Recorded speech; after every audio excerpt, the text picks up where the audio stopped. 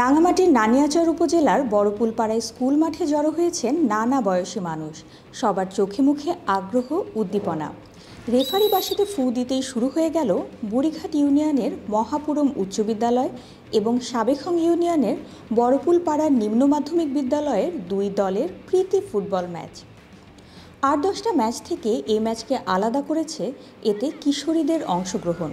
কারণ সামাজিক ও ধর্মীয় নানান প্রতিবন্ধকতা এদেশের নারী ও কিশোরীদের আটকে রাখতে চায় চার দেয়ালের মাঝে।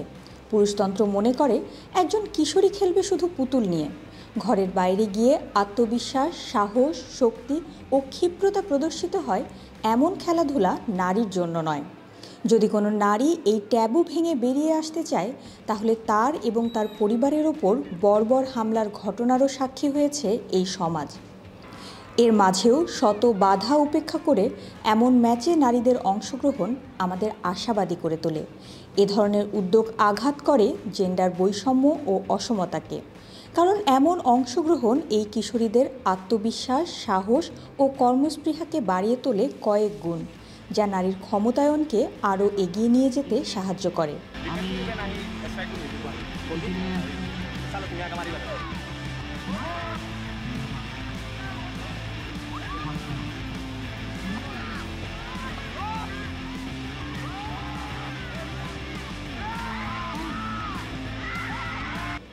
খেলার নিয়ম অনুযায়ী কোনো একটি দল বিজয়ী হলেও অংশগ্রহণকারী প্রতিটি কিশোরী অপরাজিতা।